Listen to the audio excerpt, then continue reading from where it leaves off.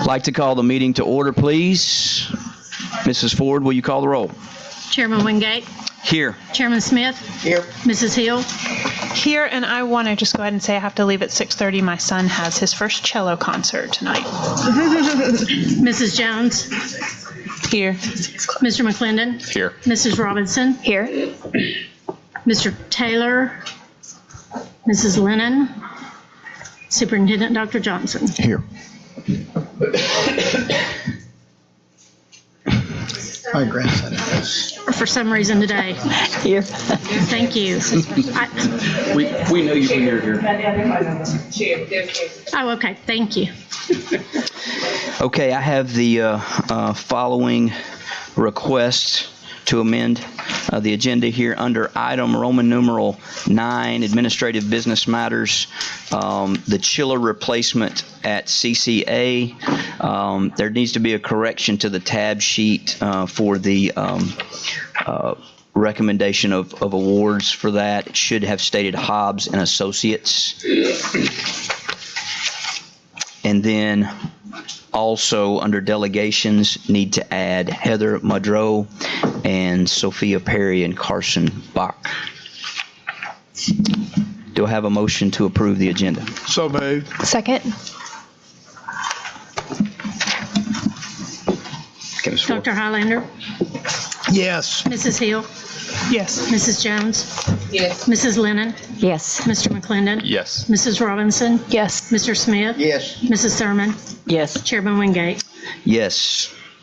Okay, our meditation and pledge to the flag tonight will be led by Ms. Karen Hollis, principal of Ooltewah Elementary School.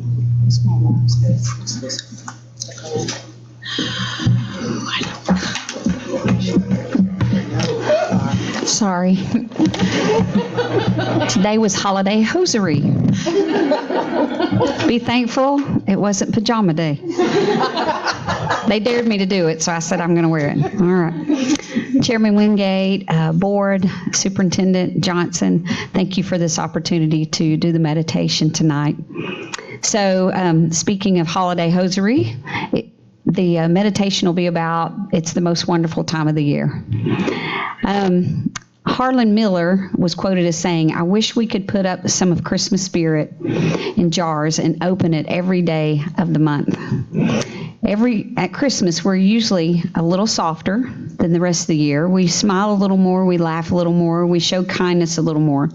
We actually let people cut in front of us on the highway. We put money in a bucket outside of a store. We say nice things to people that may tend to annoy us otherwise because, well, it's Christmas time. But once December 25th has come and gone, we pack up the decorations and gifts and we tuck them away with the Christmas spirit. You know, the Christmas spirit that led us to be a little more patient, give a little more money, and speak a little more kindly. For many people, like myself, Christmas is a wonderful time of year. It's easier for us to be loving and kind during the season because it's such a short time in the year. We think, I can ignore the little things because, you know, it's Christmas. To think that we can act this way year-round seems like an impossibility. But what if we could see people through a different lens and just treat people the way we want to be treated? We can make this our reality all the time. Pastor Craig Groeschel says, "We judge other people by their actions, but we judge ourselves by our intentions." When I read that, that just kind of convicted me. What if instead of assuming the worst in others, we assume the best? What if we give others the benefit of the doubt, and in their actions toward us, we can all agree we would like a little extra kindness extended toward us? Ephesians 4:32 says, "Be kind and compassionate to one another, forgiving each other just as in Christ God forgave you." This verse isn't just for Christmas, nor does it have an expiration date. I'm challenging myself this year to offer the same grace and kindness that I want offered to me, not just during a fun season of celebrating, but for the entire year.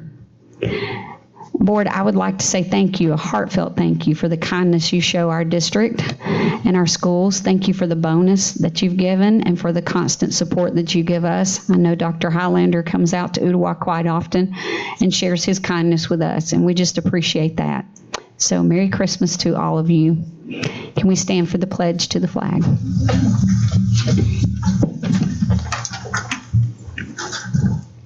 I pledge allegiance to the flag of the United States of America and to the republic for which it stands, one nation, under God, indivisible, with liberty and justice for all.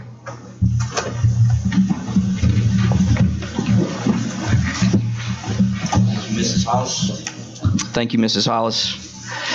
That brings us to our Exemplars of Excellence, Dr. Robert Sharp.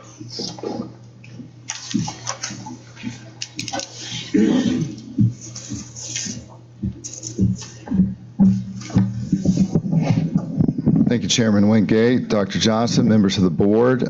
Tonight, I'm excited to present to you living, breathing examples, students who are exemplars of excellence. And these student athletes that we're going to present to you tonight are helping lead Hamilton County to become the best school district in the state of Tennessee. We have 4 state championship teams from Signal Mountain Middle High School. The first of those teams is the boys golf team, and at this time, Coach Mitchell and the boys golf team will come up front with me. Also, we have Michael Reese, who is assistant principal, athletic director, also here representing Signal Mountain. I think we're going to take a picture when we get everybody up here, and then let you guys recognize them. Miss Lennon, if you want to get up there for the picture and present them the certificate. The boys golf team, this is the second year in a row for their state championship. This year at the state championship, they broke an 80-year-old record for the margin of victory in becoming the first public school, and also this year, another great accomplishment for this team in addition to the state championship, is they became the first public school in the history of Hamilton County and Chattanooga to win the City Prep Tournament here in Chattanooga. So we're very proud of this group.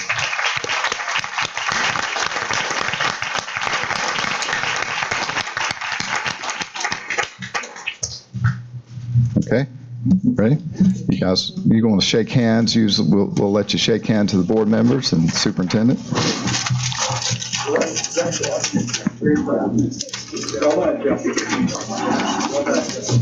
Congratulations.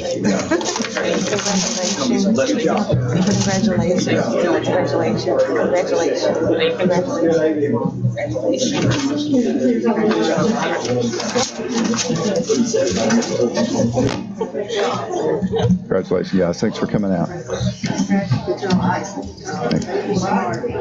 Ronnie, congratulations. Let's get this family place out here. Okay, next up is we have the Class A Girls State Championship team from Signal Mountain. Come on up, along with Coach Richard Northcutt. This is soccer, girls soccer.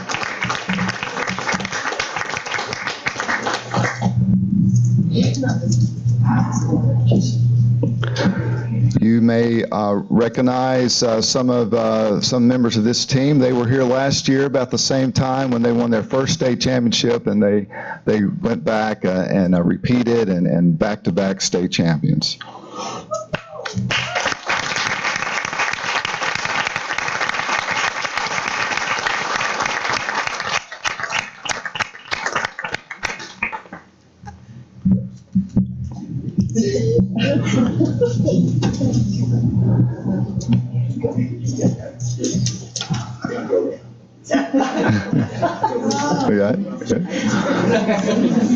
Any good touches or any power play? Well done. Well done, Mike. Congratulations. Congratulations. Congratulations. Congratulations. Congratulations. Good job. Congratulations. Congratulations. Congratulations. Congratulations. Congratulations. Congratulations.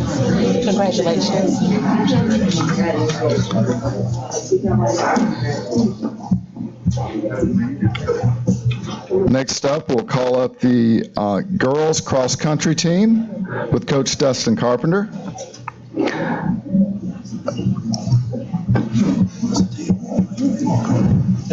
So we might need to get Coach Carpenter a seat out here somewhere for these recognitions.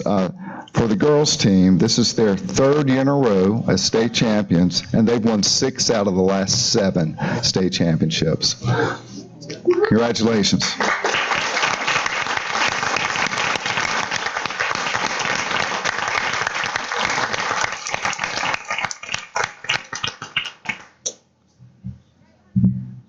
And finally, last but not least, let's bring up the boys cross-country team. Did I get checked their hands? Oh, yeah, shake their hands. I'm sorry.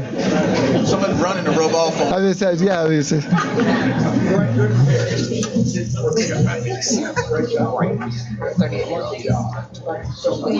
Congratulations. Congratulations. Congratulations. Congratulations.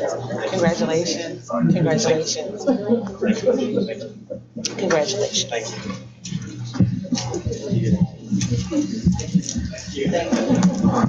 All right, Coach Carpenter, we'll let you stay up here with us, and we'll bring up the boys team. Very excited to present to you the boys cross-country team with their first state championship.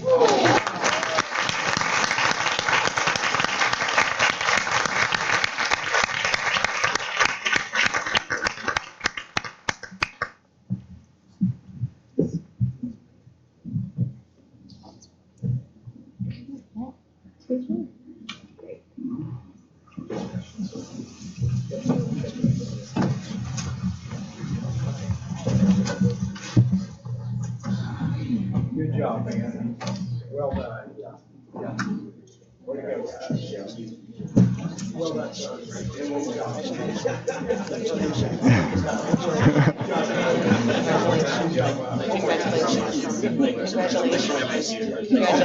I know. Congratulations. All right, thank you very much.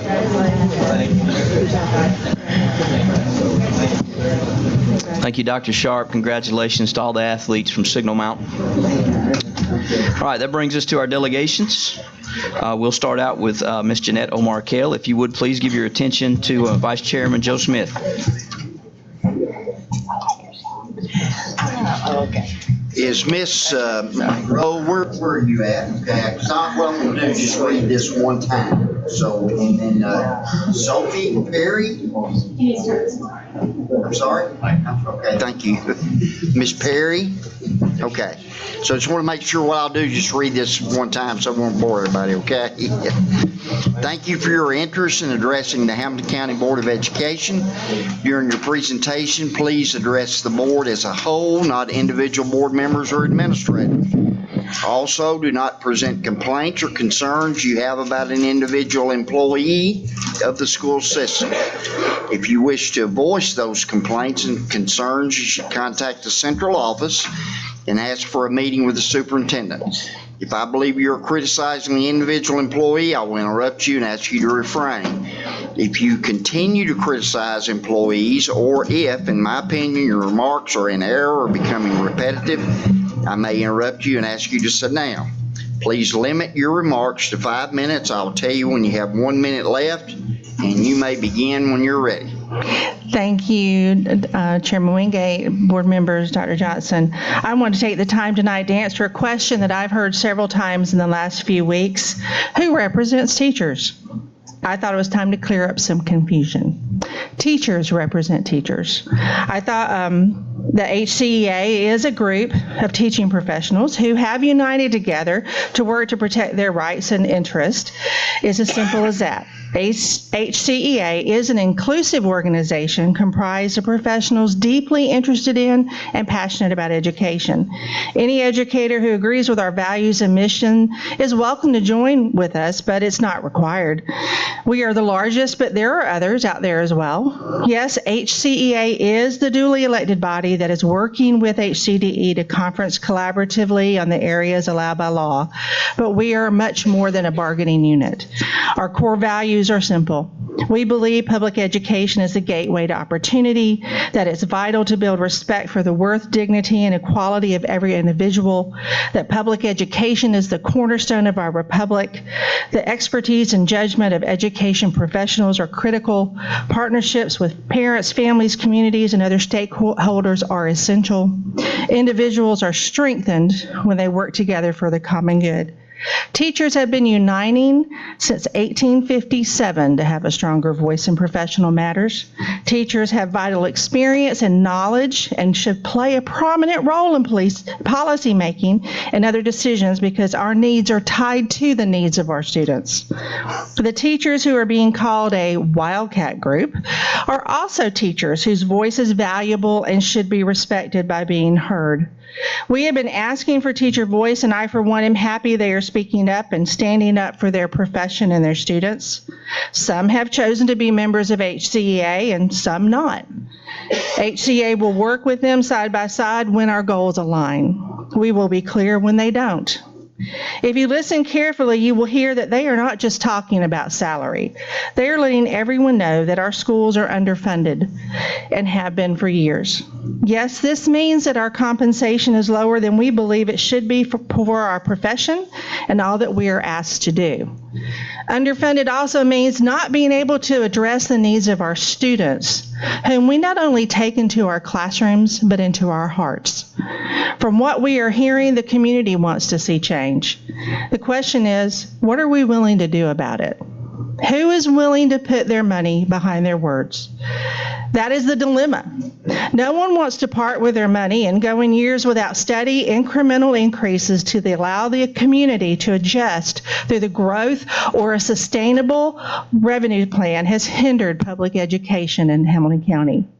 This week's meeting highlighted real issues in our system. What was not discussed was teacher compensation in order to retain and attract teachers to stop the turnover every year. We have 1,033 teachers who are in years 1 through 5. That's a large number. We have 30% less students going into teaching as a profession than we had 10 years ago. The bottom line for these priorities and needs is increased revenue or money. It will take more bodies in the building to make these happen. Those bodies cost money. That is just a reality we can't change. It's sad that our country is in the situation that it is, our county is in the situation it is right now. It's scary to look at a pile of bills that need to be paid and a paycheck that's not adequate to meet the needs. Trying to decide where to trim the budget of true needs is heartbreaking. That was the experience this past year when the budget was denied. In order to meet the needs and priorities, we have to stop kicking the can down the road, as has been said many times, and find a way to increase revenue with sustainable sources to make that happen. Teachers, whether they are with HCEA or Hamilton County United or someone else, want to be part of the conversation to find the solutions. In regards to state funding for salary increase, we also can't change the law that states who is a teacher. Contrary to what was reported in the Times Free Press this week and what Senator Gardenhire and Clint Cooper believe they heard Dr. Johnson say on Monday night. Ma'am, your time's expired. Okay. Thank you.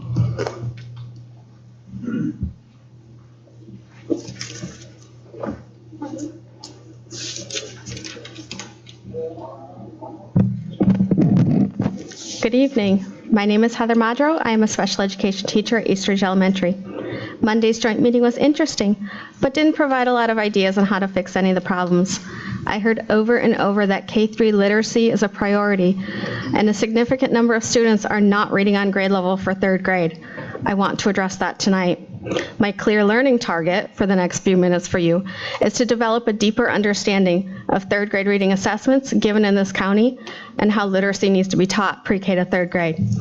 Why am I qualified? Knowledge on this subject. In my 20 plus years of being a teacher, I've taught general education and special education from pre-K through 4th grade, with the majority of my tenure in a different state where things were done a little bit differently. I have a master's in early childhood education and I also provide special education for all of third grade at my current school, as in the general ed classroom and in a pull-out resource setting. I am the rank and file, boots on the ground teacher, trying to help those struggling students be proficient readers on all those important assessments. My school is not piloting EL or CKLA. We are still doing guided reading by Jan Richardson's model, leveling students, teaching them in small groups for a few minutes, while the other students are doing independent workstations.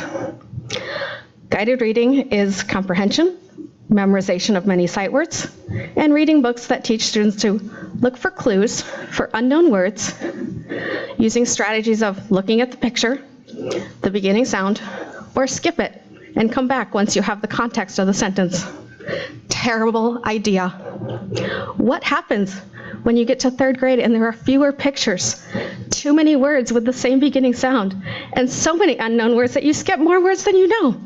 This is not the way to teach students how to read. Instead, we need to teach students how to read using a systematic approach that includes all components of reading: phonemic awareness, phonics, fluency, vocabulary, and comprehension. As a special education teacher, I am allowed to use a structured literacy program that includes all of those components and meets other criteria for research-based instruction for students with dyslexia and other learning disabilities. It is systematic, explicit, multisensory, and diagnostic, and it works. One of my third graders that has been stuck on a level B, which is kindergarten, in the 9 weeks I have worked with her using that approach, she will now sound out more sight words, read with more confidence, and her gen ed teacher told me last week she jumped to a D.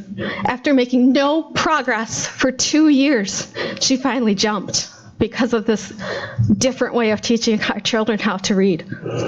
I know, that's special ed. We have different rules.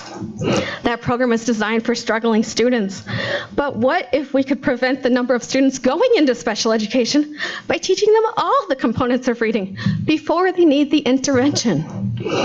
I encourage you to look at a program that can be taught in every classroom, pre-K to third grade, 30 minutes a day as a Tier 1 whole group instruction. It's called Wilson Foundations. I forgot the catalog. I'm sorry. I can email it to you. It lays the foundational skills for literacy, including handwriting. It's a hands-on, multi-sensory, active learning. Get rid of guided reading.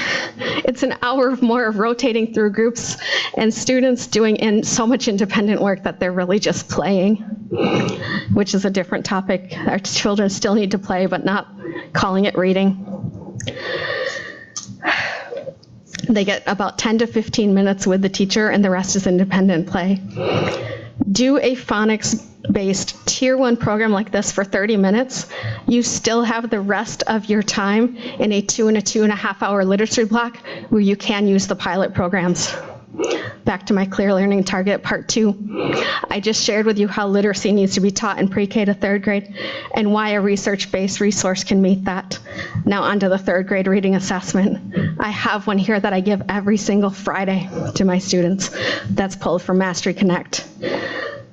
20% of their specialized instructional time is taken up by this test. 20% every single week. It aligns to the benchmark, which I gave today. Yeah, that was fun.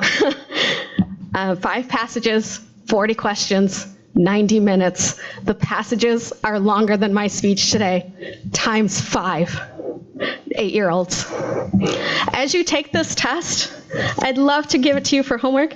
Take it, be aware of the text complexity, how tricky some of the questions are, and the length of the assessment. The topics of what background students are. I'll email it. Joe, I would like your information. Yes. I really appreciate you. I'll email it. Okay, I would just like for you to send the information that you have. I think you're singing my song, and I really appreciate it. I would as well. I'll email it. Both of us. If you can send it to the whole board, that'd be great, because I'd also like it. May I make a comment? I just wanted to acknowledge you both. Thank you for speaking. I always appreciate hearing from teachers and hearing what's going on. if I may, I'd like to actually make a comment about Monday night's meeting, just for the sake of kind of clearing the air, at least from my perspective. I don't think that it was anyone's intention to go into 20 minutes of dialogue about third grade reading levels.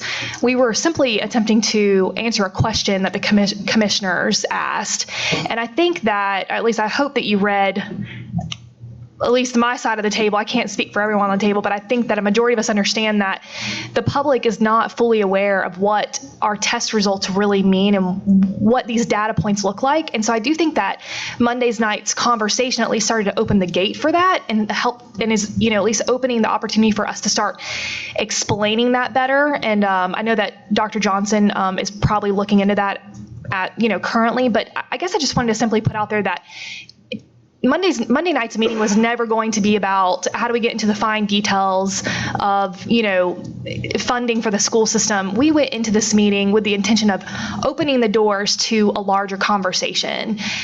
And, we may not know everything about reading, but we do know, the 9 of us know what it means to go to the table and try to work through a problem, because that's what we've been doing as elected officials. And so I guess I just wanted to simply say that Monday night's meeting was not meant to create any type of chaos or make teachers feel like we do not support them. It was quite the opposite. And so I wanted to at least put that out there and make sure you understand that, we're working hard to get the school system to where it needs to be. I think you know that.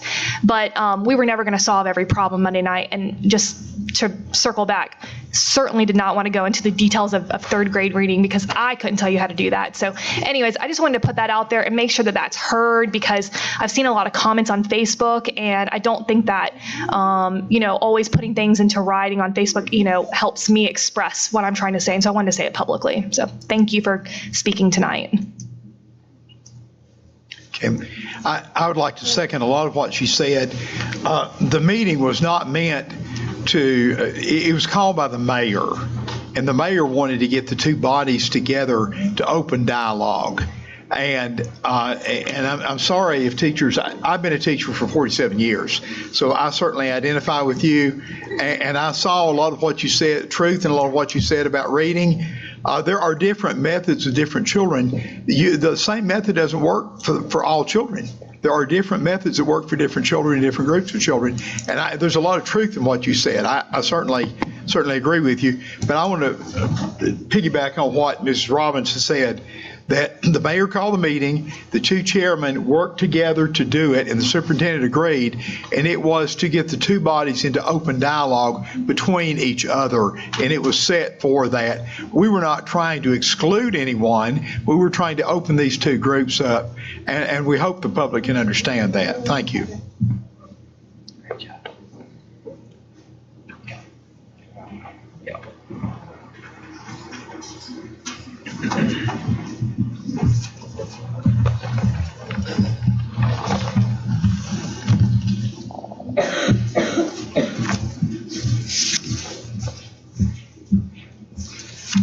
You can put yours over if you need to. Thank you, sir. Thank you. Thank you.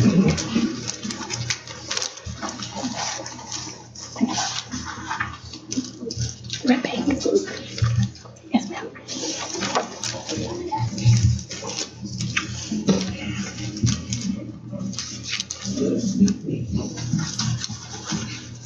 So you may begin. Hello, my name is Carson Bach. I'm a junior at Signal Mountain Middle High School, and I'm currently serving as the Tennessee Technology Student Association State Sergeant at Arms. I'm involved in mock trial, Model UN, Girl Scouts, and theater, among other extracurriculars. Hi, you guys. My name is Sophia Perry, and I'm a junior class president at Red Bank High School. I'm the student coordinator at my school for programs such as Youth in Government and Model UN, and I've started the first Principal Advisory Council at my school. Tonight, we're here to talk to you about the Hamilton County Suicide Prevention Policy. First of all, we want to thank you, members of the board, for giving us the opportunity to speak here tonight. We truly would not be able to do what we do without your support and example. I'd also like to recognize y'all for helping uplift student voices by giving students the opportunity to express our concerns on platforms such as this. Throughout our work with the suicide prevention policy, we've been fortunate enough to interact with many area professionals in mental health. These professionals have helped to inform us about mental health and suicide prevention and provide feedback on our policy suggestions. We need to give a few big thank yous to Caitlin Inslee with the Mental Health Association of East Tennessee, Jim Lewis, who is a board member for the Tennessee Suicide Prevention Network, and Nicole Bates, who is the regional director for Mental Health Cooperative. Also, some more big thanks to a couple mental health professionals with us tonight, Rachel Geringer, who is the Southeast Regional Director of the Tennessee Suicide Prevention Network, and Kara Coleman, who is the LMSW for Mental Health Cooperative. Her card is in the bag. And of course, a public thank you to everyone who's helped but couldn't be here tonight, and everyone that has come out to support this policy, because when you support us, you're supporting student voice. This policy and work is important to me because through the survey we helped create, I saw that Hamilton County students are concerned about mental health, and I want to do my part to help alleviate these concerns and to do what I can to make HCDE the best school district in the state. Civic and school-wide engagement are passions of mine, so policies like this are why I do what I do. I see every day the intellectual and emotional toll that high school takes on students. So this policy means a lot to me because it's a tiny step in the direction that we need to take in opening big conversations like this. Last school year, we began the process of creating a student survey. A group of around 25 students brainstormed issues that are faced by students and teachers in our county. We then selected the top issues and created a survey, which asked students to rank the importance of those issues to them. Over 450 students responded, and the majority of students selected that mental health was of the utmost importance to them. These survey results are in your packet. Over the summer, we began researching mental health and suicide prevention. From that research, we decided that editing this policy would be the best way to make an impact. When making edits on the policy, especially the new additions, we followed model policies provided by the Trevor Project and the 60-page policy and handbook created by the state of Louisiana. Both are included in your packet as well. After making these edits, we had our policy filtered by professionals and community members. Now, some of the highlights of what's included in the policy we edited.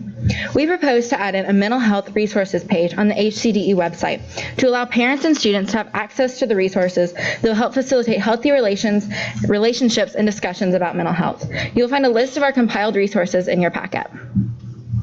As students, we know that writing policy is one thing, but seeing it executed in real life is a completely different story. So we wanted to make sure that we added a task force to ensure the policy was implemented and utilized in the most effective way possible.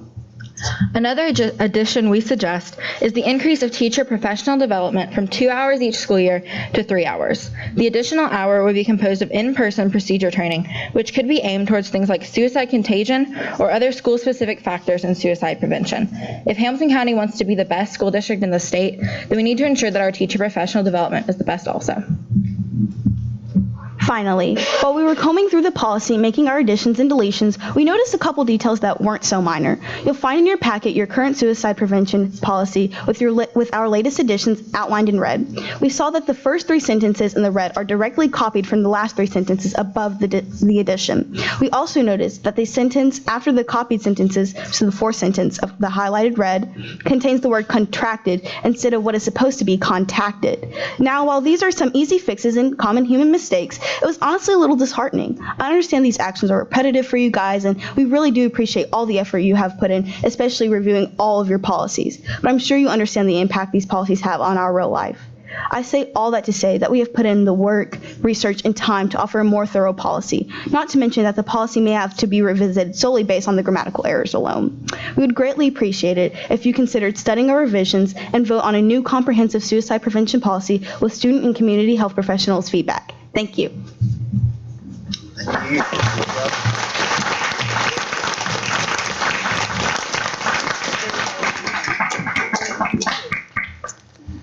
Chairman Wingate, could I say something? Yes, ma'am. Bravo. You all did an excellent presentation. Thank you so much for bringing this to the board, and I hope that all of us will look at this with a keen eye, and thank you for pointing out our spelling mistakes as well. Of course, it takes students to show us our spelling mistakes. Thank you so much for the research that you did. We really appreciate it, and I for one, as a board member, see so much value when students bring something to us. It means a lot, and it shows us what type of students that we have in Hamilton County. So again, thank you so much. I really appreciate it.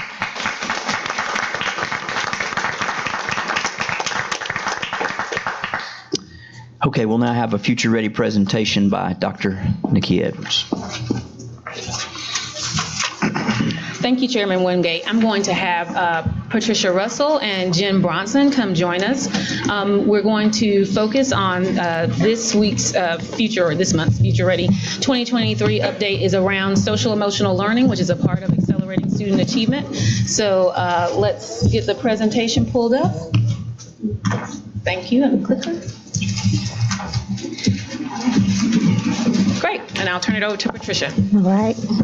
Chairman Wingate, Superintendent Johnson, the board, and all of those that are present, good evening. My name is Patricia Russell, and I'm the Director of Social Emotional Learning and K-12 School Counseling. Hi, I'm Jennifer Bronson. I'm the Integrated Student Supports Program Manager, and that's the long way of saying that I'm the Program Manager for our Student Success Planning Pilot. Excellent. All right. So again, great job to the students that recently spoke to us. That was a nice segue into what we will be discussing on today.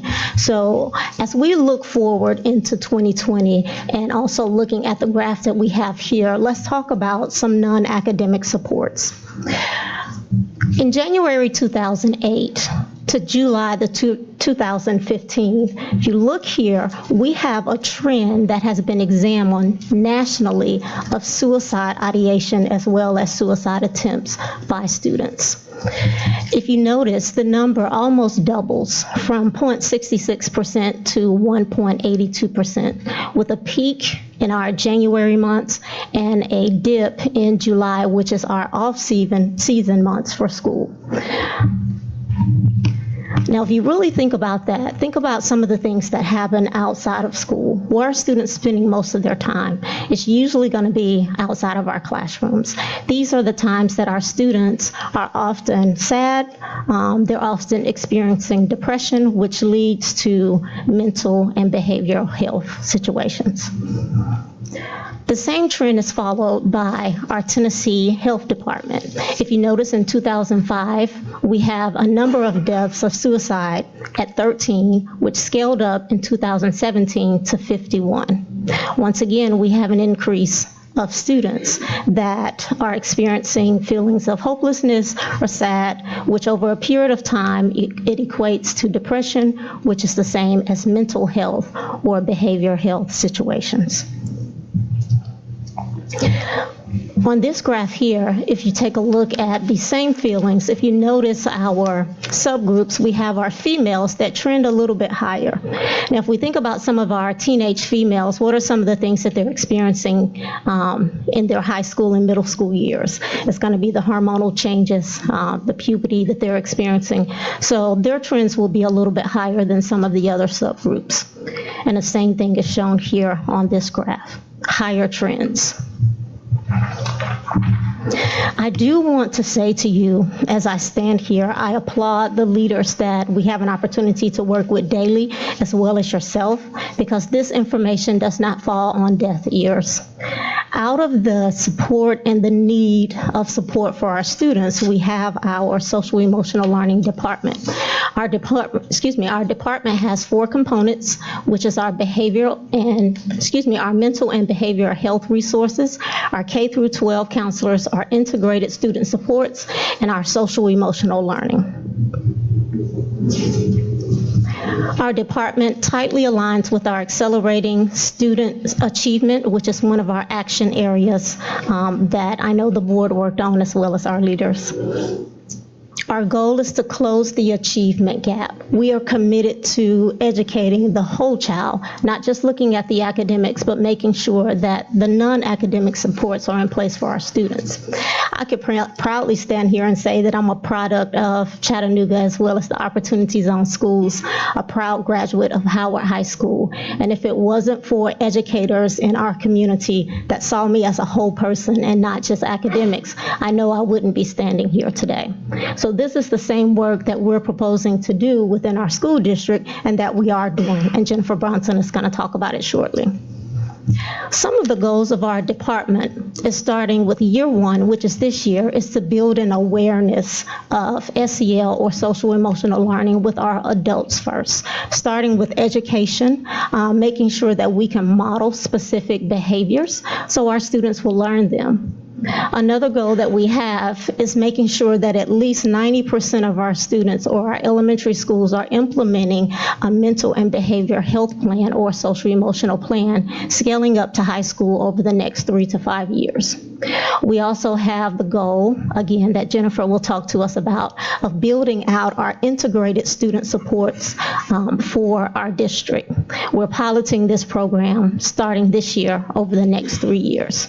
And then finally, everything is being done within our department to increase student achievement and attendance by 30% and to close non-academic gaps by 35%. Annually, we have an opportunity to assess our students using, not just students, but students' parents, as well as teachers using our climate survey. Some of the responses that we have one posted here. 50% of our students say that chronic absenteeism is a problem at their school. And I think across the district, we have a lot of our schools that are working on this as a goal to close that gap. We also have students that say that they're distracted by others during schoolwork time. We have others in classrooms that are distracting kids from learning. So these are things that we want to change in our future. If you notice also, we have our tiered support that's presented to you. A lot of you may be very familiar with our academic tier support.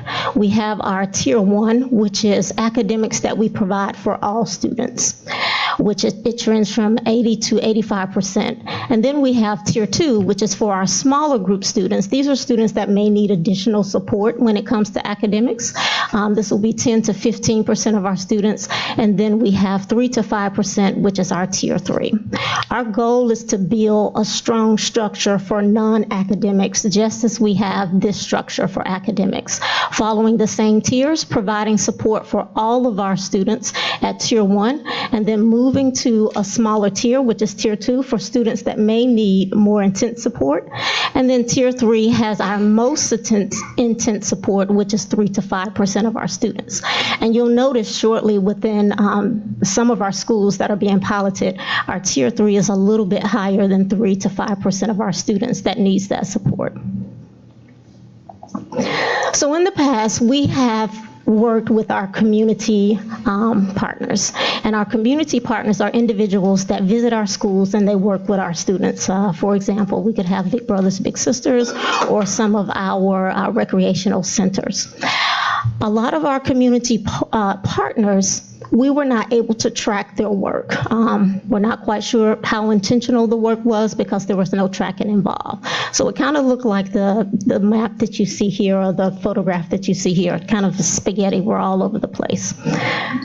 What we're wanting to do now is to provide more structure to where we're intentional about the supports that we connect our students with.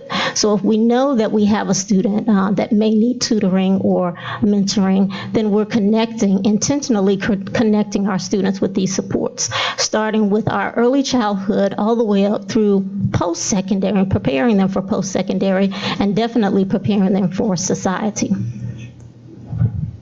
Some of our supports, and if you notice here, they will connect with health, mental health.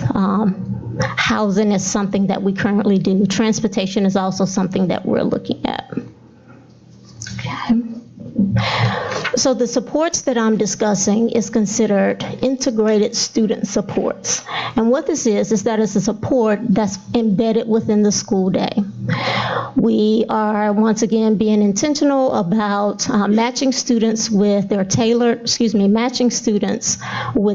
supports and services and opportunities. We're seamlessly coordinating a web of education and community resources to provide equitable opportunities for students. And then our goal also is to capture students' comprehensive in-school and out-of-school strengths, interests, and needs. Okay, and this is again connecting us with community supports. I will have Jennifer Bronson to come up and talk to us about student success planning, which is an integrated support services. This services is out of Harvard Education School of Education, and is under the umbrella of the Education Redesign Lab, which is under By All Means. So I know that's a lot, but this was spearheaded by Dr. Nakia Towns Edwards as well as Carrie Randolph. So they had a vision of making sure that once again we had this infrastructure of supports for non-academics, and that was a great match for our district. So we brought it here, and Jennifer is going to tell you how we are utilizing it.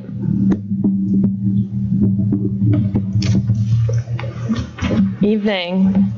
I want to say thank you for the opportunity to introduce you all to the Student Success Planning Pilot. I'm so excited to talk about the progress that we've made and some of the initial data that we've collected in the pilot.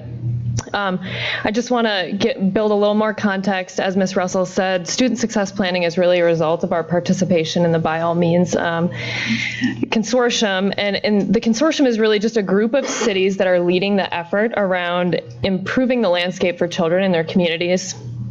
And you can see on the map here that this group of cities is really each led by a bold, forward-thinking group of leaders like yourself, and they elected to participate in this consortium because each city is sort of starting from the belief, as Mayor Jim Coppinger says, that with the right supports, every single child in these respective communities can succeed.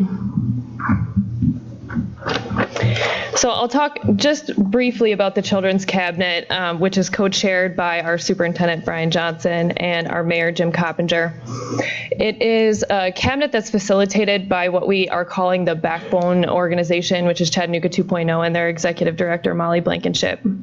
The members that the cabinet is comprised of are really representatives of organizations from Hamilton County that are child serving, and that might not be directly, for instance, CARTA, but each of these organizations has been identified as one that is a critical lever, so to speak, in moving the needle for our kids.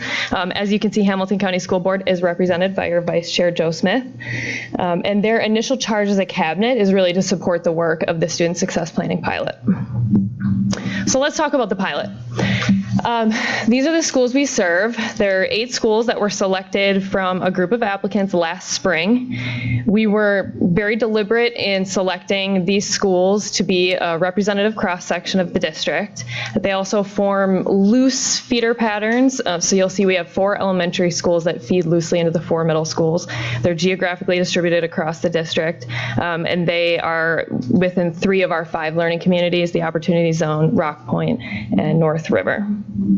The students within these schools are, the ones that we serve are K-8, roughly half middle, half elementary.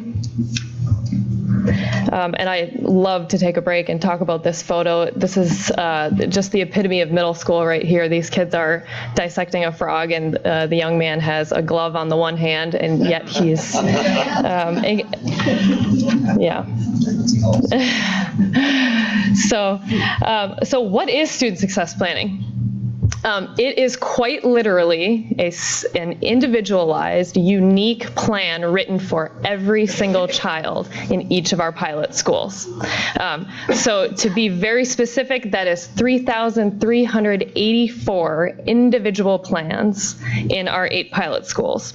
And it's not just a plan around the student's academics. We're talking about the whole child when we write this plan. We are going to identify strengths and needs in these 4 domains: social, emotional, behavioral health, family, and then of course the academics, because again, we're starting from the belief that if we insulate every child with the supports and the services that they need, they will be ready to learn and thrive in the classroom.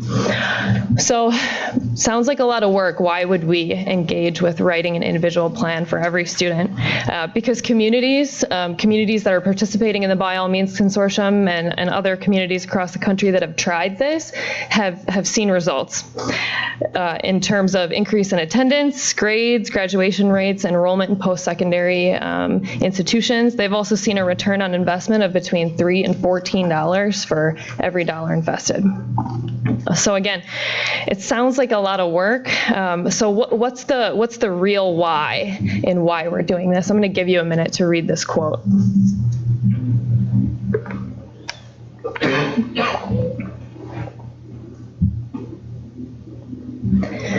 This quote is from one of our family partnership specialists, Lauren Bruce, who works in 2 of our 8 pilot schools.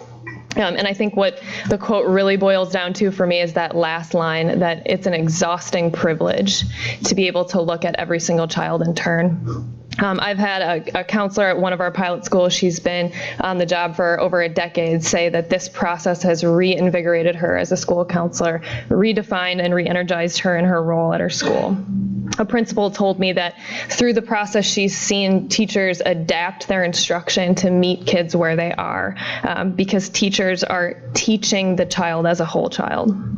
So, on a technical level, how are we doing this? Well, we're partnering with an organization out of Boston College called City Connects. They've been doing this work for going on 20 years with remarkable results. In City Connects schools, they've virtually eliminated the achievement gap for English language learners. They have halved the dropout rates for students that have been enrolled in one of their elementary schools. So they've really shown not only significant but lasting effects. On the ground, this means that for the first couple weeks of school, we've really charged teachers with getting to know their students as whole people. For many of our teachers, this came as second nature. So they're getting to know the students in the 4 domains, and then starting in mid-October, we sat down, the counselor sat down with each classroom teacher and literally went through the roster and wrote a plan for every single student. And identified strengths and needs in the domain, and then we tiered our students, similar to what Ms. Russell said, tier 1, tier 2, tier 3, and then based on those strengths and needs, we loop in the family and we engage with community partners to connect the student with the services that they need to learn and thrive. I'm going to direct you to the book that you should have in front of you with a sample student plan included. The sample student plan that you have in front of you is really just a screenshot of what is a digital platform that we use to record and house all of these 3,000 plus plans. This is a proprietary database owned and maintained by the City Connects organization called My Connects. So I'll give you a second to look over that plan. It should be an insert, just a loose, and I... It was in your stack of paper, it's there, I saw it. Should look like this right here. So if you take a look at the plan, you can see that as the counselor and teacher are talking through any given student, they have the opportunity to select certain predetermined strengths and needs, but they can also write, actually are required to write something in the description box with regard to those strengths and needs that have been identified.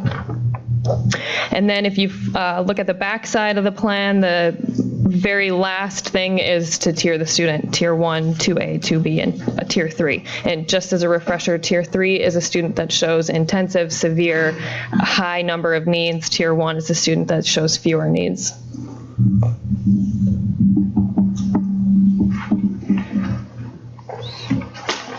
So I am incredibly proud to report that to date we have written 3,300 plus student plans. We have less than 100 plans to write before every single child at each of our schools, at each of our pilot schools, has an individualized plan.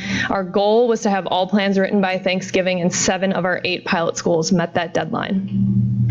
It was a mad dash at the end, to be sure, but they got it done. They really, really got it done, and I could not be more proud of their work. What this graph doesn't show, because it's a little impersonal to just say 3,300 student plans, what it doesn't show is that this is monumental, folks. Like, for the first time as a district, we are looking at each child as a whole child. There are so few districts in the country that are doing this type of work. We are leading the charge. This is where education is headed, and we're there already. What this graph also doesn't show is the time, the effort, and very often the tears that went into writing these plans. Because it's a heavy lift to sit and talk about every child in turn and see and name and identify all of the barriers that are standing in their way of achieving. So again, I'm going to give you a minute to just read this quote.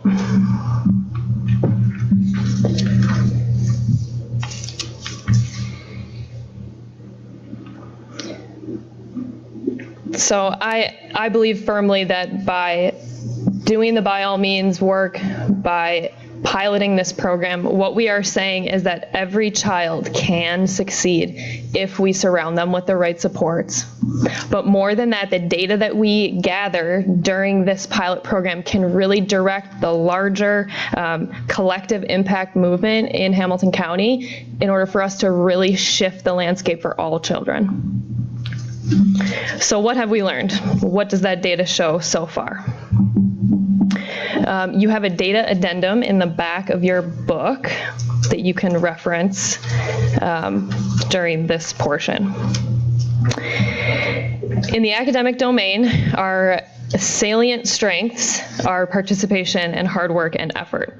I love this number because I think most folks imagine that there's just a handful of kids that come to school every day like ready. We've said that half we can leverage this. This is a strength. We're not indifferent, like they are ready to work. And our needs are reading and math, but with this data point, I do want to point out that that doesn't mean that it's 35% have been identified as having a need in math and a separate 35 in reading. There is some overlap in the data, and the next step for us as a pilot program is to look at those relationships and dig deeper into the data. In the social emotional domain, our strengths are relationship skills and self-confidence. With relationship skills, some of the examples I've seen are having strategies around conflict resolution at the middle school level, being able to meaningfully engage with adults, asking for advice, taking critical feedback, being coachable, being adaptable in your relationships. And our needs are attention problems and distractibility, which we've already touched on, and then making good decisions at the elementary school level. That might look like your friend gets off task, and rather than making the decision to stay engaged with your learning, you also get off task. Those are some of the examples I heard. At the middle school, I heard some discussion about vaping, so that might fall into that category of making of a need around making better decisions. In the health domain, I'll be totally transparent. This is the domain that we definitely have the opportunity to grow. It was evident to me that in observing these discussions between counselors and teachers that this is where our gap in knowledge really lies, is in this health domain. Teachers and counselors just don't know what's going on in their students' world as far as health is concerned. You'll see that our biggest need is around chronic health condition. What that really boiled down to is asthma, untreated asthma, or other chronic health conditions that could be treated or medicated and weren't being consistently medicated. And finally, in the family domain, I love this slide. We identified that 60% of our students have a strength around family communication with school. With my own eyes, I observed this at so many of our pilot schools, parents coming in and engaging with the teacher around what's happening with their child. I saw parents having lunch with their kids and really asking, how's my kid doing? What can I do to help support the learning? What strategies can I use at home? Okay, so as I mentioned, we also tier our students, so I wanted to give you a brief overview of how the tiering broke down across all the schools and then in our middle school and elementary grade bands. I don't think that there's anything totally surprising or there's no outliers in this data as it's broken down here.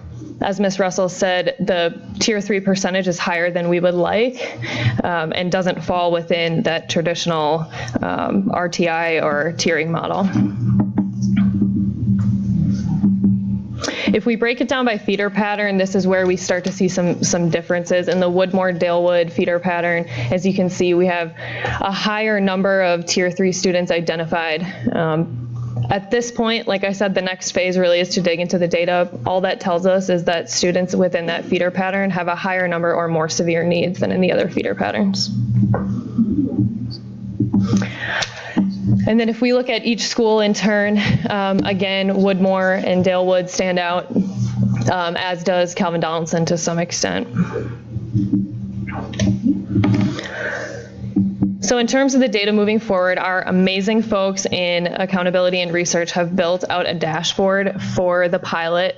So I can track key performance indicators in real time by the entire pilot. I can break it down by middle and elementary within the feeder patterns or individual schools.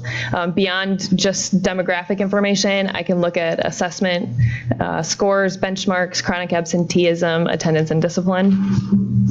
For example, I checked yesterday, these are the numbers from yesterday, attendance at each of our pilot schools except one is up over last year, and it is up across all grade bands. But I want to just say it's too early to draw any conclusions from this data.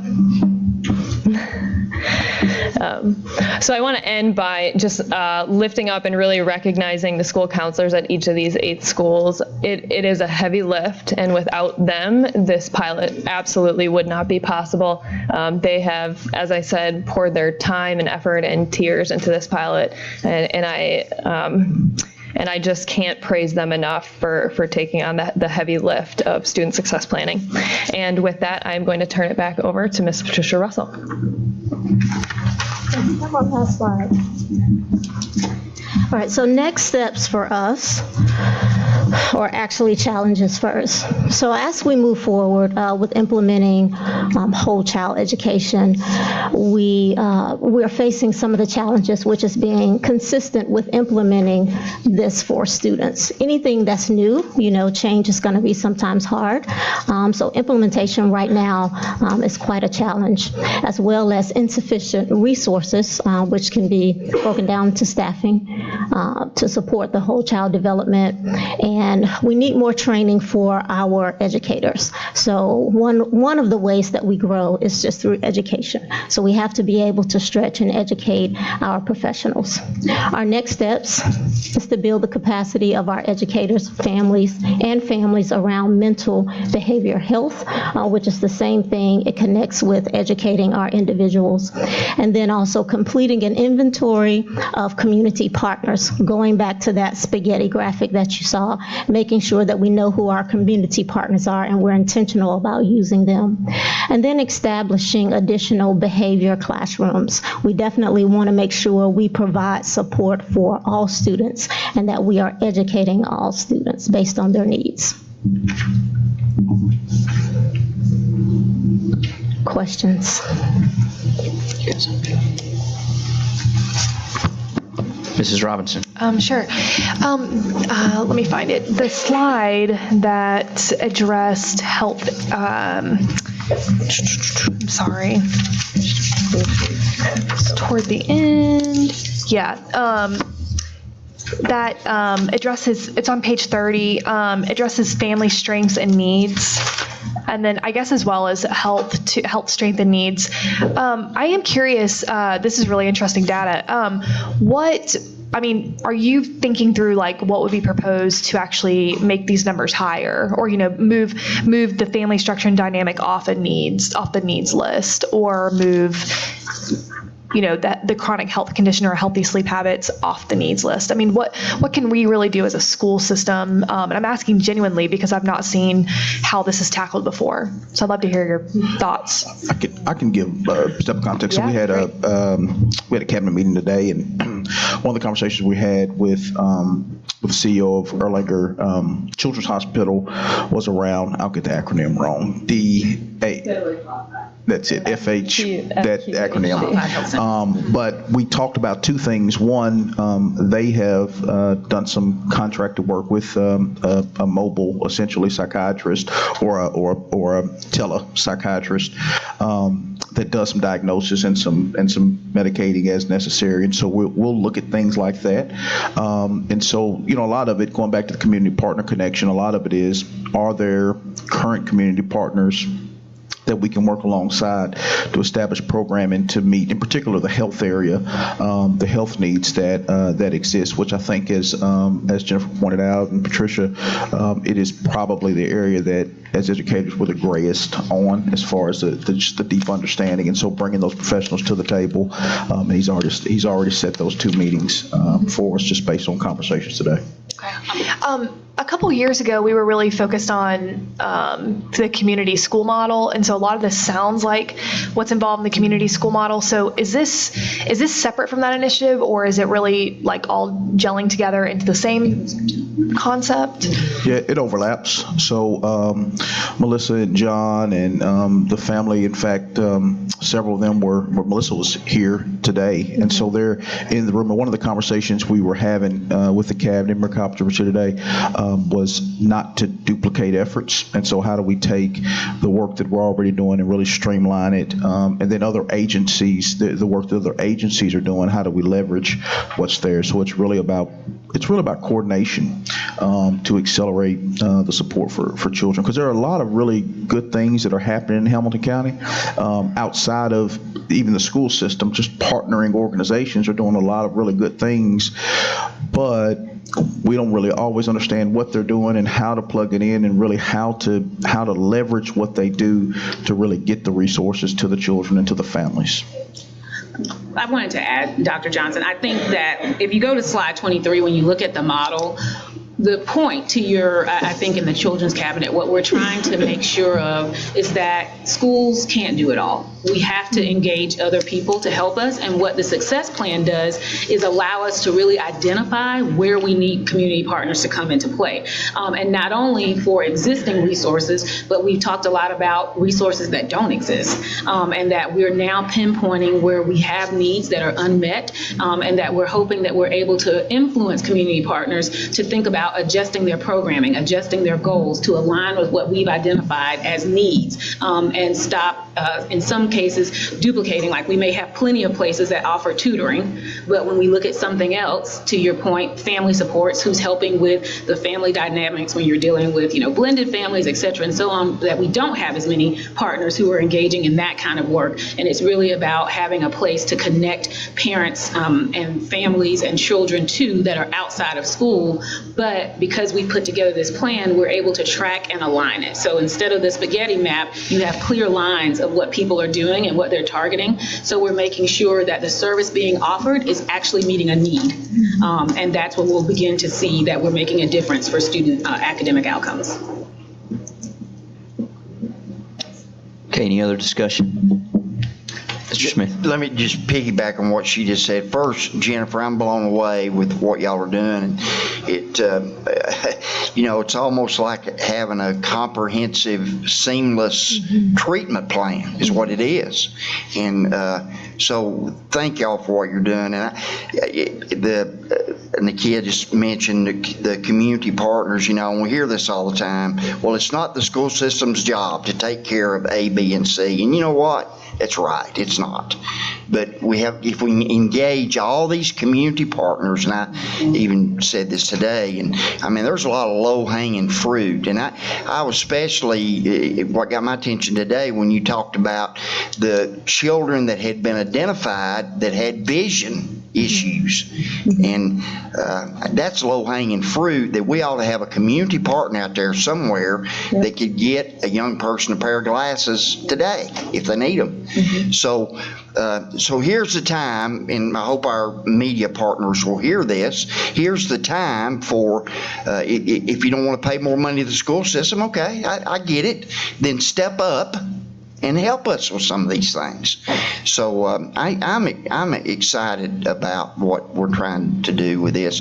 And then too, I was a little bit taken aback at, I'm thinking I'm way out in District 3 and I'm in a suburban area. We don't have any needs. My goodness, we got a lot of hurting kids out there. And so nobody's immune. And so I'm excited about this, and it's just really a great time. I'll say it again, I'll hush, for the community to step up, for churches to get involved, physicians, dentists, and then we don't have to go to the taxpayer and say, well, we need more money to do this and this and this and this. Okay, come help us. walk alongside of us. So this is good stuff. Thank you. Anyone else? Okay, thank you, ladies, very much. Thank you. Okay, that brings us to the consent agenda. Do we have a motion to approve? So moved. Second. Okay, do we have any items we'd like to look at? Dr. Highlander? Oh, sorry. Mrs. Thurman? Yes, I would like to pull 8C2, the funding increase for contractual services, please.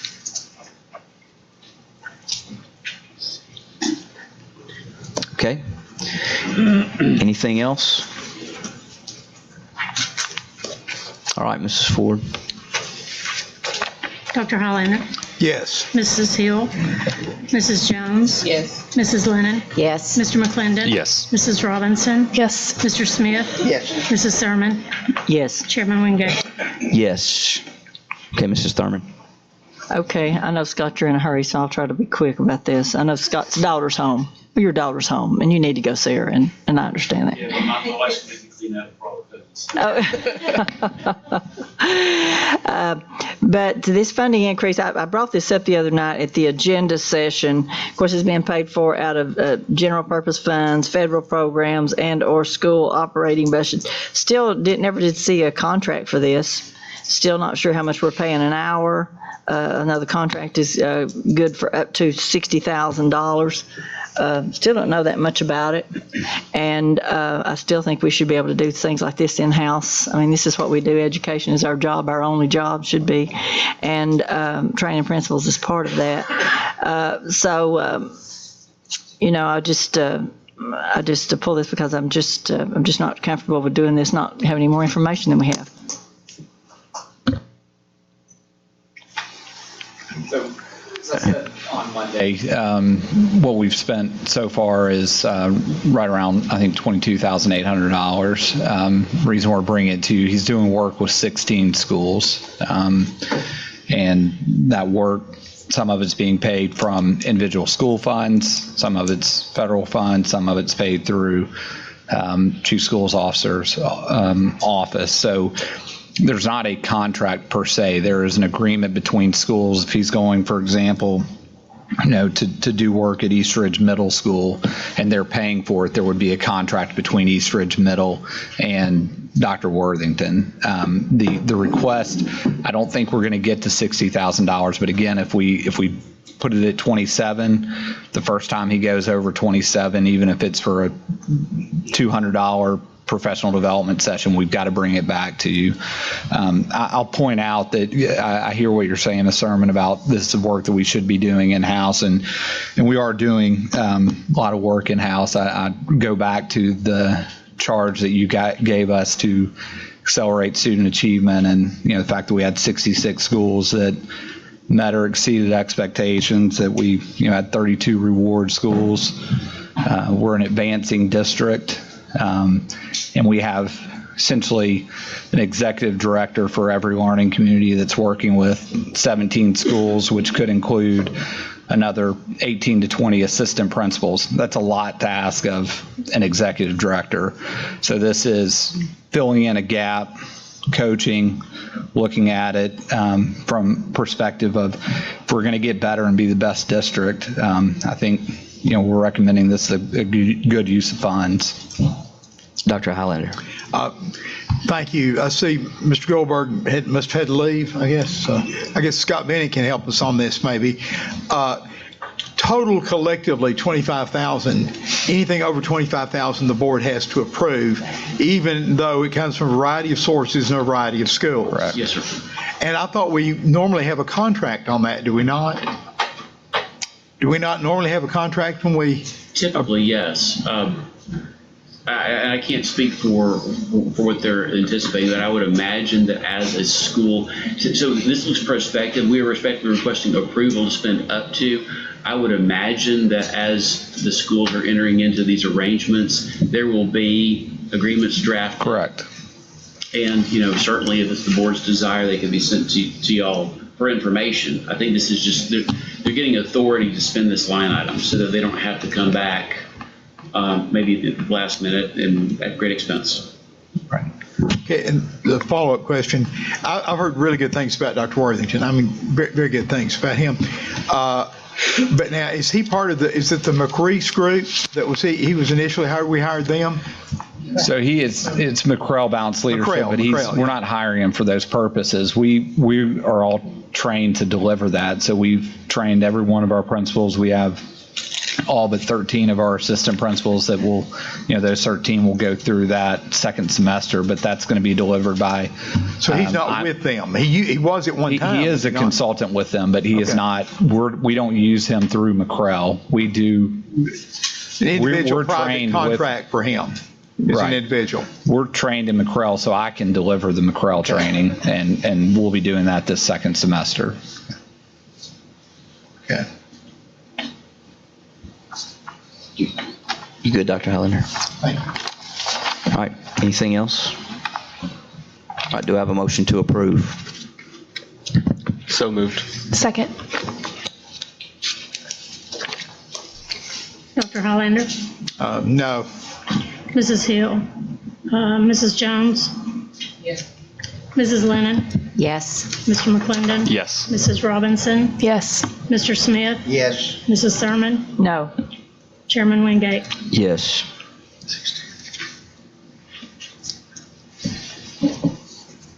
All right. That brings us to administrative business matters, I believe. Roman numeral number 9. We have textbook adoption committee. Dr. Robertson, would you want to speak to that at all? Yes, it's just you have to approve the textbook adoption committee. So we have an ELA adoption this coming spring. The state recently released the approved curriculums, and that committee will get started as soon as possible with the anticipation of bringing a recommendation to you at the April board meeting. Do I have a motion to approve? So moved. Second. Any discussion? Okay, Ms. Ford. Dr. Hollander? Yes. Mrs. Jones? Yes. Mrs. Lennon? Yes. Mr. McClendon? Yes. Mrs. Robinson? Yes. Mr. Smith? Yes. Mrs. Thurman? Yes. Chairman Wingate? Yes.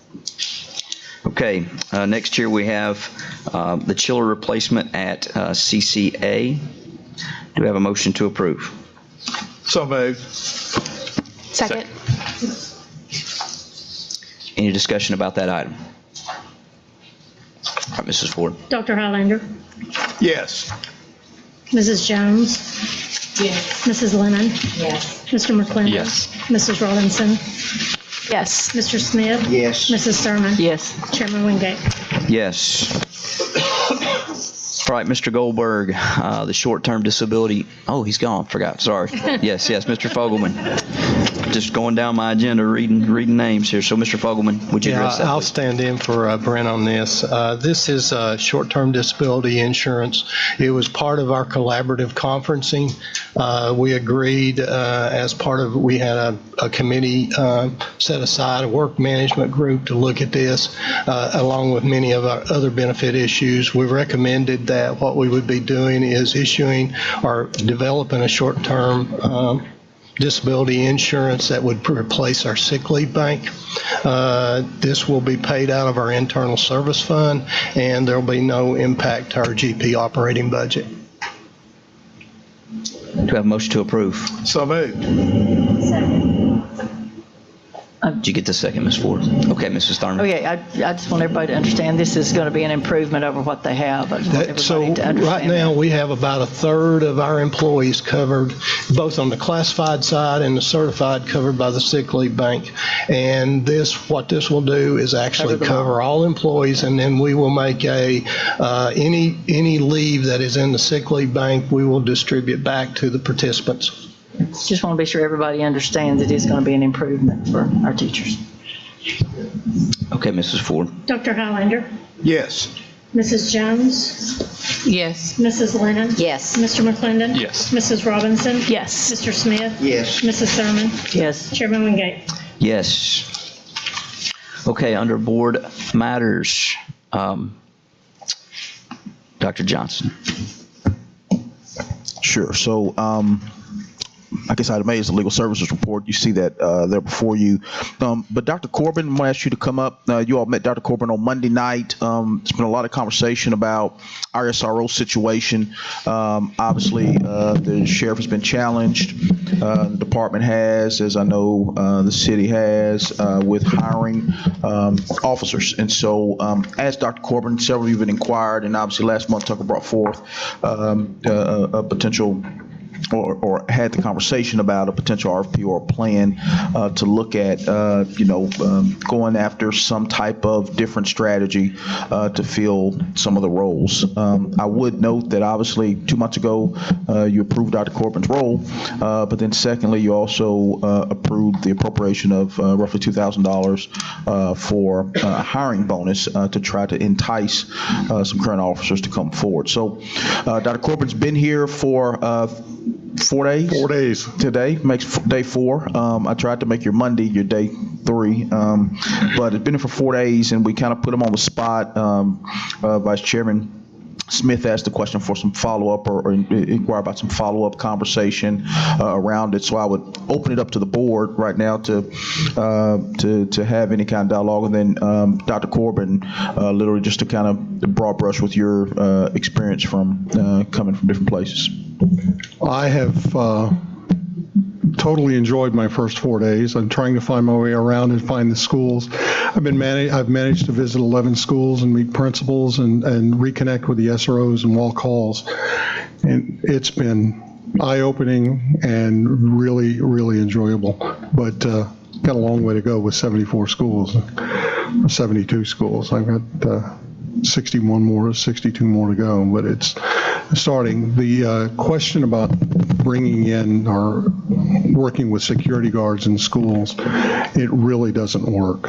The biggest problem with hiring non-sworn people and putting them in schools is what are the kind of people that we're putting with our children? And that's the biggest issue is when you're using law enforcement officers, they've gone through an extensive background and training and selection process, and it works. When you talk about the triad concept of teacher, counselor, law enforcement officer, that's the concept that works, using these people. And putting non-sworn people on schools is just, it's not effective, and we've got to look at the kind of people we're putting in close contact with children. So. Dr. Highlander. Sir, would you consider advocating maybe retired sworn officers? Is that a possibility? I've heard several people mention that. If they went through the sheriff's training for SRO officers, and just a thought, your thoughts on that. We do need something. I would be willing to help you look at that or look at that with you, but when you started looking at how long have they been retired, and what were their skills like when they were working as a law enforcement officer? Not every law enforcement officer can work with kids, and it's extremely difficult right now to get people to come into law enforcement because the economy's good. When you can get another job that, just like in teaching, when you get another job that pays more, why would you want to do this? So we need to recruit the people that are in the profession already and get them and put them in the schools as quickly as possible. And we're just not getting the applicants. I totally understand. That would be the best case scenario. I agree with you 100%. But when the Hamilton County Sheriff and Chattanooga City Police are short quite a few officers right now, I'm thinking, and obviously a retiree would have to be screened. It's just because they're retired law enforcement doesn't mean they'd be good in the school. I agree. And if the selection process would have to be extremely narrow. And if it's that narrow and they're only going to be there for a short time until we can replace them with a sworn officer, possibly, but it would have to be on a case by case. I wasn't necessarily thinking about replacing them. I could see them staying 5 or 10 years. Well, it depends on their age and their ability. And their ability to move, and they would have to pass the same agility test. That some of us can still move at an elderly age. And some of us can't. As you notice the little stumble as I walked up here, some of us can't. Thank you. Yes, sir. Mr. Smith. I believe. Mr. McClendon? Mr. McClendon. Okay. So I did bring up the private security last week, and I bring in off-duty police officers and retired police officers, and it's no. So what do we do? I know you have a long history. We have the lowest fill rate of any, out of Knox County, Rutherford County, Shelby County, Williamson County. They're all, and 3 of those have full, they're covered at every school. And Knox County has at least 1 SRO and then 1 school security officer at every school. We're lagging so far behind in this aspect. And I know it's years and years of just not doing anything. So we can't hire people even with a bonus now, but these other districts are. It is kind of, yeah. Just one point of clarification. I want to make sure we talk with public, we don't control these hires. No. And so, and I want to be real clear about Dr. Corbin's role as well.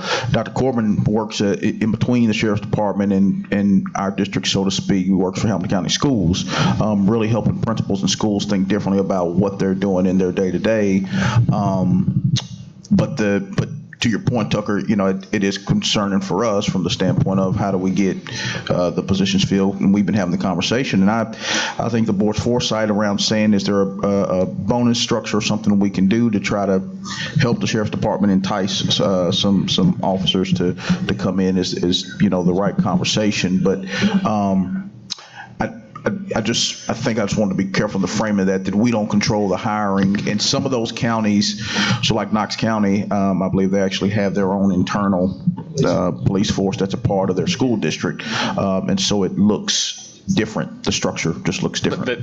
And they all have, I think Shelby County, Knox County have their own security system, but they also have SROs from the county, just like us, the county, and they actually have the Knoxville City pays for SROs as well.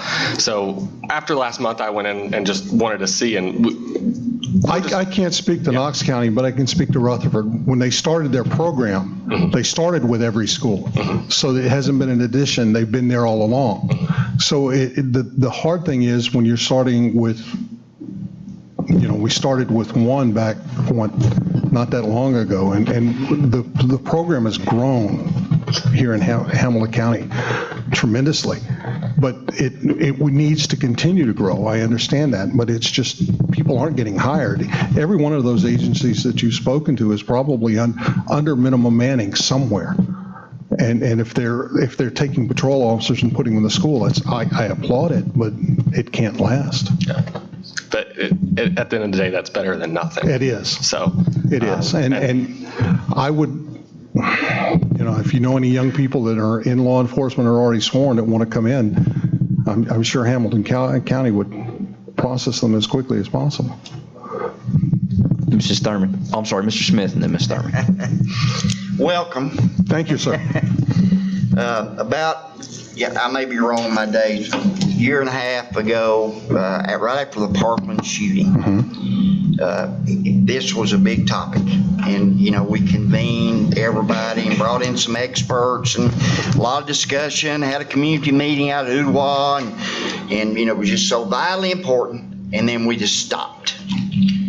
So if I talk to Sheriff Hammond, and I did today, he says he's waiting on the school system to do something. And then I hear you say, and heard Dr. Johnson say it, well, the Sheriff's Department can't hire people, they're not there. Right. So seemingly we're kind of blaming each other or putting the responsibility, wait a minute, back on each other. And I hear what you say about the temporary security. I get that. But I'm a granddaddy that's got twin granddaughters in a school, and I won't say that school because we don't anybody know which schools aren't protected, but the school's not protected, and that concerns me because I'm a granddaddy, and then as a board member. So I get it. There's shortage of officers. We're having trouble. I get that. But we got to do something. And we can't just keep waiting and keep blaming and keep waiting for officers to fall out of the sky. We got to do something. I'm concerned the city of Chattanooga don't help us much. I don't know why, but they don't. These municipalities, City of Red Bank, City of Signal Mountain, Soddy Daisy, why don't these municipalities step up and help us some? I know it's complicated. Dr. Corbin, you walked in here in 4 days. You're an expert by now. But I just want to know what we're going to do while we're waiting for a miracle to happen. We can't just keep waiting and talk about all the reasons why we can't. We got to do something. And I don't know what something is, but we got to do something. I'm not sure I know what something is either, but I'm willing to help in any way that I can to get there. But short, quick fixes, and you've done this, quick fixes don't necessarily last. We need to find something that's going to, you want your daughters protected all the way through. Just I want something today. I understand. While we're waiting for a permanent fix. I understand. And so maybe that temporary fix is what my colleague recommended the other day, at least temporarily, to look at somebody, a private firm, to come in and help us until we get that permanent fix. I just don't think we ought to just keep waiting and waiting and waiting. That's all I'm saying. And I don't know what we do, but I just think we ought to do something instead of just continuing to wait. I just want to be clear, multiple conversation with the sheriff, we are not waiting. We are waiting on them. Like our vacancies are there. Our vacancies are there, and there are 9 of them. There are 9. And so we're waiting on the SROs. Now, we've worked very collaboratively with the Sheriff's Department, and so the board having the willingness to offer an incentive, you know what I mean? Us trying to think through different things. That's not really, look, we employ 3,000 teachers, you know, and so we're thinking about differentiated pay and such for teachers, and we take another step to say, hey, what about throwing a bonus out there for SROs? We don't process the school resource officers. All that happens through the Sheriff's Department, and so we absolutely will wait. We want Dr. Corbin to share some of his insight from seeing around the country, but I think absolutely next steps, Dr. Corbin, is for you to explore, and we'll absolutely explore. You've been here 4 days to explore, like, what can we do, you know, and really take everything in account into consideration. There is a challenge around having these positions unfilled, and we acknowledge it. That's why 2 months ago, you know, you all took the action to say, okay, let's offer a $2,000 bonus, and you also said, hey, let's bring in Dr. Corbin. So that's us trying to accelerate it to get the hires moving. Have you met with the sheriff? I know 4 days. Have you met with the sheriff? I have not met with Sheriff Hammond yet. I've met with Captain Shepard and the supervisors of the existing SRO program. I met with them, but I have not met with, nor have I met with all of the other chiefs of the other municipalities in the county. That is my plan. Yeah, I recognize that. But as you're going through this process, I would think the city of Chattanooga's got to help us. They should be helping us. Shame on them. And the municipalities ought to be helping us. So I hope when you're having these conversations, but again, Dr. Corbin, I know you're brand new, but I just want us to come up with something to do to secure our schools until we figure out what we're going to do to secure our schools, whatever that is. And I will work with you in any way that I humanly can and to do whatever we can to secure the schools as best as possible. Yeah, go ahead. Mr. Smith, I want to point out, you're exactly right. We should be working with municipalities, and we are. We met with Chief Roddy earlier in the year, and every one of our schools within city limits of Chattanooga that don't have an SRO have a school liaison officer that on his regular patrol stops by minimum once a week, if not every day, and is there. It's not, but I just want you to know it's not like we're sitting on our hands not doing anything. Dr. Corbin has contacts with other parts of the municipality, including Soddy Daisy, Signal Mountain, and the other ones, and we will be working with them to do things like that. I would point out that I think there's more to this than just talking about the SROs. If you look at most recent shooting, I was talking to Dr. Corbin about this earlier, experts across the country, when they talk about it, it's not the SRO being in the building, it's the community being aware, it's being prepared on how to respond, it's talking to kids and this social emotional piece about you see a warning sign, you speak up. And so this is a piece of it, but it's all those other things that we were talking about earlier today that are just as important that we address as we move forward. Target hardening can go a long way in creating a safer school environment when the administrators and the administration, the teachers, the parents, and the students buy into target hardening and doing what they can to secure their buildings. They're going to be safer. It's when we go through this, and I've said it before, that it can't happen here. When we have that degree of deniability in the buildings, that's when we're at risk. And it's a lot of people still have that feeling that this is a small town. This is Saudi Daisy's a little piece of heaven, but it can happen there. And we are not protected. There is no glass dome over the buildings that protects us in Hamilton County. We need to do everything we can. And hopefully I can empower the administrations that are already in place, the teachers, the administrators, the safety people that are already working in the school. Hopefully we can empower them, make them more aware, and help them make their buildings safer until we can get the people that we need. Mrs. Thurman. I have two things. One, Joe, I will be glad to tell you why the municipalities don't fund SRO officers. I'll be more than happy to tell you that. It went way back to where the half-cent sales tax, when the county took the half-cent sales tax away from all the municipalities. That's when they quit funding the SROs.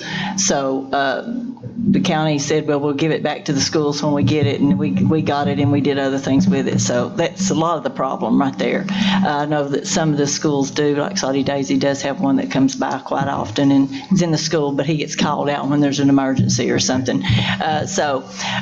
Anyway, that's half-cent sales tax. But question for you, are you open, and Scott as well, I can't remember where we are in the state of Tennessee, about arming some school personnel? How do you feel about that? It scares me to death. What about the states that have been doing it for 15 years? Oh, well, they're lucky. The biggest thing that frightens me about arming school personnel is weapon retention. The guys and girls that are carrying badges go through extensive weapon retention, and they retrain on it annually, and it's muscle memory to them. Well, even schools with SROs, it takes them, even in 2 minutes, it's too late. Oh, I agree. Okay. But, the weapon retention, when you add weapons in the schools without somebody that truly knows what they're doing, we're adding risk to the children. Well, I would hope that the people that did it would truly train. I'm not talking about all teachers. I'm talking about administrators. Understand. Because I do know some schools that do that. I was a retired law enforcement officer and in the classroom, and by state law, I could carry a weapon even in the school, and I didn't do it because of the increased risk. But I sure knew how to lock my doors and throw things in front of it. And the kids, the day after the Sandy Hook, I had some of my students that wouldn't leave me. They stayed with me all day because we knew how to. Yeah, I understand. Okay, thank you. It frightens me. Mrs. Jones. Welcome. Thank you. Dr. Corbin. Well, yeah, because I didn't get to meet you on Monday evening. Because my father, who is a retired police sergeant, is hospitalized. So I grew up in law enforcement. I get it. And I also have worked in a local healthcare system where we went from having sworn officers as our protection to a hired security firm in which we often had to call on when situations happened. They came and I didn't feel safe. Clearly none of us did, and they couldn't make us feel safe without calling some of our support, like what we have here today with our local sheriff deputy. I mean, I worked at Erlanger, and every time we had an issue, they ended up calling the sheriff in the emergency room, or we had to call for CPD to come locally. And so I think while it may sound well to just have someone in the building, that's a waste of money to me if they can't secure us and make us feel safe. And I say that because I've seen money just, I feel like, go down the drain. I think at this point, we're always charged by the community to do, and this is just a statement, nothing to you, but we're always charged by the community to do what we feel is best and to be good stewards of what we have. And we're always held to a level of accountability as a school system and as a board for the school system. And I think we have done everything that we can do within our means as a Department of Education's board to show the community that we are trying to make our schools as safe as possible. I think there's another level to this, and just as we sat at a table on Monday and people asked us questions about what our responsibilities were and what our plans and our priorities were within our means of governance, I think there is a level of accountability that we should be having with our county commissioners, because they employ the sheriff, well, the county mayor, but that's under their jurisdiction. That's not under our jurisdiction. We have put money where our mouth is. We have done everything we needed to do, and we sat at a table on Monday and got wasted time talking about I don't know what, because I just didn't even understand what the agenda was. But nevertheless, I think that was a time, and I think going forward, that's a time when we need to sit and ask them those hard questions too, because we have the money and it's there. So what is their employee doing, and what are they doing to help us with that, and what does that look like? And maybe it's hard to employ people and we can't fill seats. I mean, it's hard for us to get teachers, but we're working our tails off. So what are they doing? And then maybe we need to look at what our county looks like to other people outside of Hamilton County and why people don't want to come here and work. And I know there was this great article the other day that talks about how Chattanooga is going to be the next best thing for jobs in 2020. Well, I didn't really see law enforcement and teachers on that list. And that's what we need. So I think that's a conversation for us to have. And if Chattanooga is going to be the best place, then what about Hamilton County? Because they didn't say Hamilton County, they said Chattanooga. So what does that look like? Because we have two different governing bodies too. So I think that's a bigger conversation that's beyond our control, where we have to talk to our other governing bodies about what can they do to support us and a level of accountability for them there. So I just want to share that with my peers, because I mean, clearly this is a conversation for the mayor and the commissions to be having with our sheriff. I mean, he's elected. I mean, that's the same accountability we have. So what does that look like for him to get us what we need, and as well as the city of Chattanooga to see what they can do. But I just think that it's a different conversation, because Mr. Corbin just got here 4 days ago. So I mean, some of that is, and it's not even in his job. Some of what we're asking is not even what we hired him for. So I think we have to be respectful of that. We tend to like to run people off when we first get them, and then once again, we don't have somebody. So I think we need to consider that. Mrs. Lennon. Welcome, and thank you for attending the D2 meeting last night. He shared some really good things that we had not thought about how, which I might ask you to share, great ideas about how teachers and SROs can work together, which I might ask you to do. The teachers were asking you some very good questions about what the SROs, how they can work with an SRO in the classroom. And they were going, I don't know how to approach the SRO. The point that I made last night, that I think that teachers and law enforcement officers are more alike than we are different, and we still want the same thing for our kids. We want our children to be safe. We want to teach them as in a way that they can take the information and use it lifelong, and that's what guys and girls that are teaching and guys and girls that are law enforcement officers are alike, and we need to work together collectively. The other thing we talked about too last night is some of the programs that need to be in our schools, that like Stop the Bleed, and how important it is that, as he said, that teaching the administrators and the teachers of how to react when an emergency happens. And I think, Mr. Smith, that's one of the important things I think he'll bring to the table, as far as, we might not have the resource officers, but dadgummit, those teachers are going to know what to do, how to keep those babies in those classrooms safe. And I think that might be one of the things that is lacking right now is, that's how to react when an emergency happens. And I think that we talked a lot about that out last night, and it was, some of the teachers really haven't been trained on what they should do in an emergency situation, and I think that in itself is going to help immensely in a lot of our schools. So it was great last night. So thank you for doing that last night. I appreciate it. Dr. Highlander. Sir, I want to thank you for your obvious expertise and background and the vast body of knowledge that you're bringing with you, as well as your teaching experience. And I'm trying to be careful. I follow Benjamin Franklin's adage, if you watch your pennies, dollars take care of themselves. And I was kind of iffy about the more I'm around you, the more I appreciate what you can bring to us, and I very much appreciate that. And I don't want you to think you're a rookie coming in the first day to bat against a young Nolan Ryan. You know, and I feel like that's what's happening to you right now. And I think collectively, we all appreciate what you're bringing to us. But we are very concerned, as Mr. Smith said. I too have grandchildren in the system, and we're all, and I care about every child in every school, as we all do. And I've put a few feet on my prayers. I've talked to 5 different young officers, tried to implore them to take that $2,000. So far, I haven't got any takers, but I'm trying. If we could all talk to some city police officers and some county deputy sheriffs and say, look, you're good with young people. You work with them in Sunday school. Why don't you consider doing that? So I'm thinking we could be ambassadors for this program ourselves.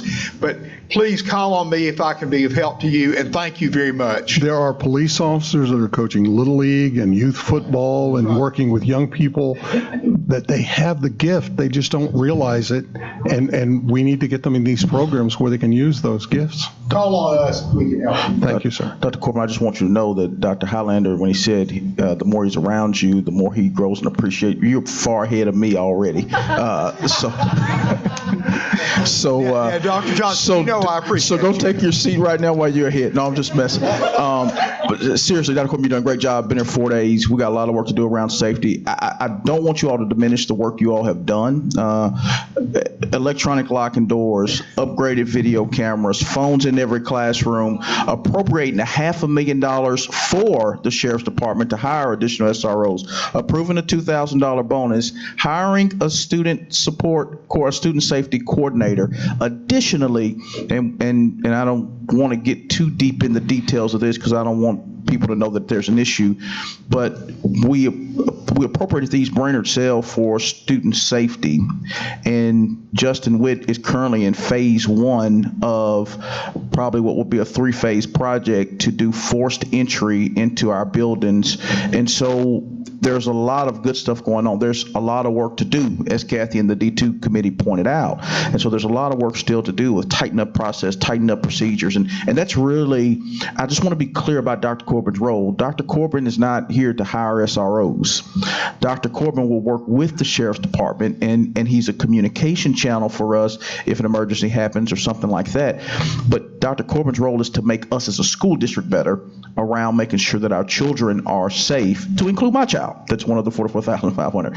And so that is what his role is to work with teachers and leaders, and for us to think about what is it that we can do as a school district to really make sure that we're doing all we can. We have to continue to partner with the Sheriff's Department. We have to continue to challenge them. I do want to note that Keith Fulgham, his team, I mean, we have 96, 97% of our teaching vacancies that are filled in Hamilton County. And so there is a shortage, but you put strategies in to attack it, and Keith and his team in HR have done a great job of doing that in the teaching force area. And so we just want to continue to partner with the sheriff in those areas as well. So just want to be clear about that. And again, Dr. Corbin, welcome. Thank you, sir. I'm enjoying it. Thank you, Dr. Corbin. Thank you. All right, so under events here, December 18th, next Wednesday will be a half day for students. Winter break, 19th through the 1st. Teachers will have some professional development on the 2nd and 3rd, with kids coming back on the 6th. Report cards on January 10th, and our agenda session for our January meeting will be on the 13th, with a board meeting on the 16th. Any other announcements? Mrs. Robinson. I was just curious, when will we have the CSAS field trip that was taken off of last month's agenda? Yeah, it's coming back in January. Okay. Emailed this morning. Thank you. Dr. Highlander. I think we as a board would like to wish a blessed holiday season to all of our constituents in all the county.